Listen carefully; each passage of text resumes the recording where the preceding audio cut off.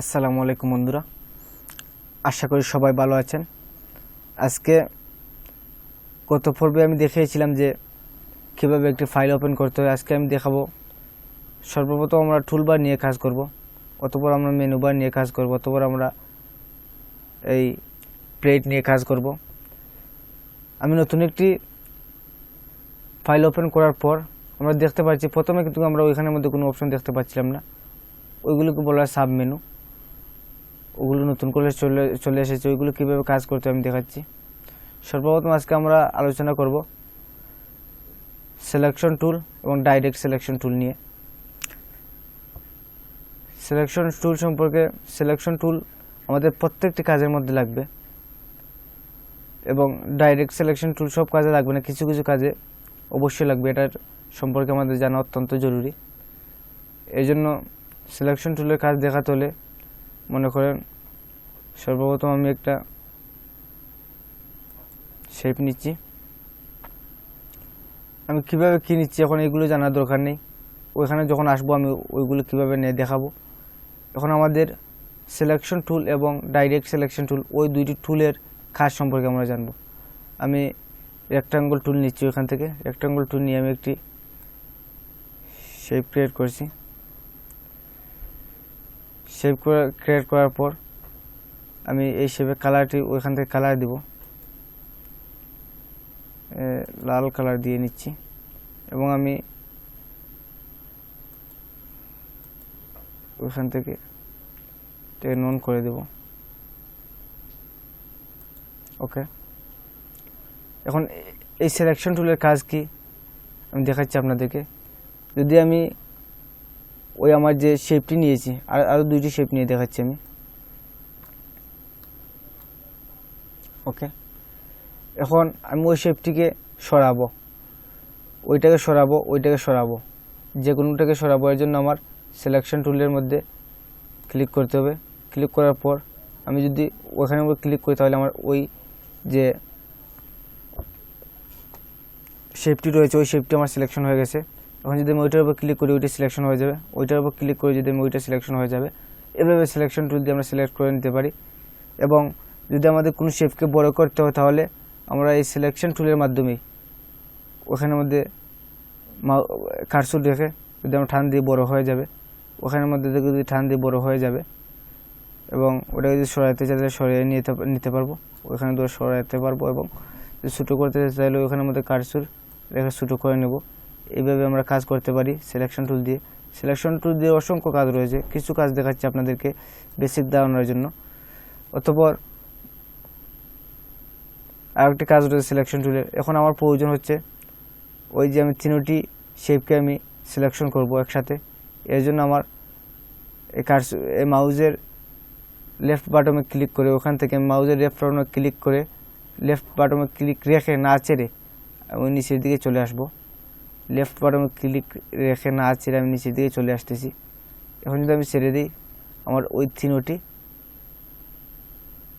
Shape already আমার সিলেকশনের এরিয়ার মধ্যে চলে এসেছে।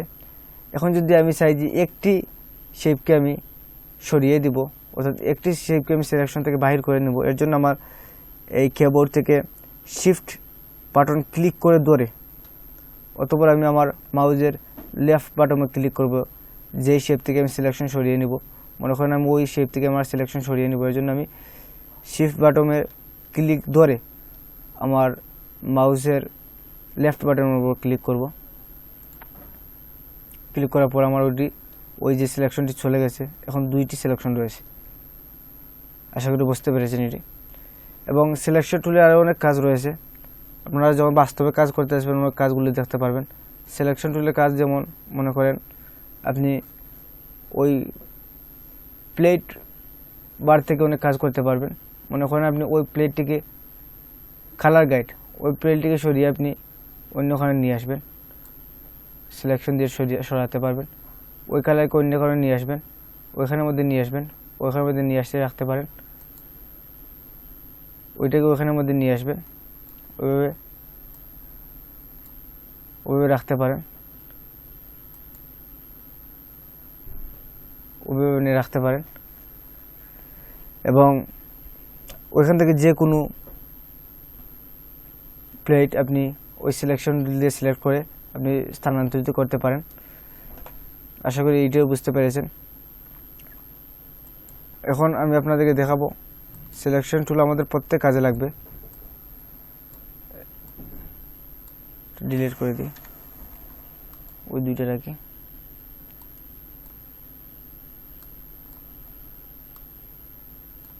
ওকে, এখন আমি আপনাদেরকে দেখাবো ডাইরেক্ট সিলেকশন টুলের কাজ।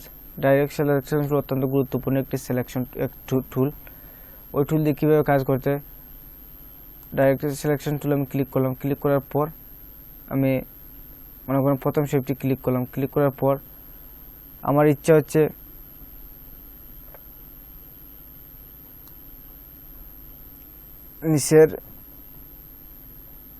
নিচটুকু সিলেক্ট করলাম। সিলেক্ট করার পর আমি ওই কোণটু একটু সরিয়ে নিব, এই জন্য আমার ওই কোণে ক্লিক করলে সরে আসবে। ওই দুইয়ের দিক সরে আসতেছে, কারণ হচ্ছে ওই দুইটির দিক আমি সিলেকশন করেছি। যদি আমি চাই, ওইটা দেখাচ্ছি আপনাদেরকে, সরিয়ে নিই। যদি আমি চাই যে ওইখান থেকে আমার একটি কোণ সরাবো, ওখানের মধ্যে ক্লিক করলাম। ক্লিক করার পর সিলেক্ট করছি আমি মাত্র একটি কোণ, ওই দেখেন আমি একটি কোণ সিলেক্ট করেছি, এই জন্য ওই দেখেন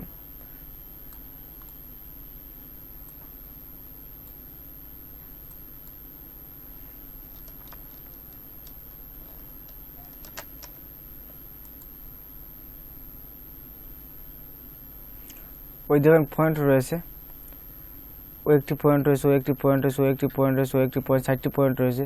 আমি যে পয়েন্ট সরাতে হবে সে পয়েন্টটিকে আমি সিলেক্ট করব। সিলেক্ট করার পর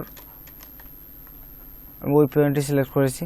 করার পর আমি যদি ওইখানের মধ্যে দিয়ে টান দিই, তাহলে ওইটা বড় হয়ে যাবে। যদি আমি ওইটাকে বড় করতে চাই, তাহলে আমি ওইদিকে টান দিলে বড় হয়ে যাবে।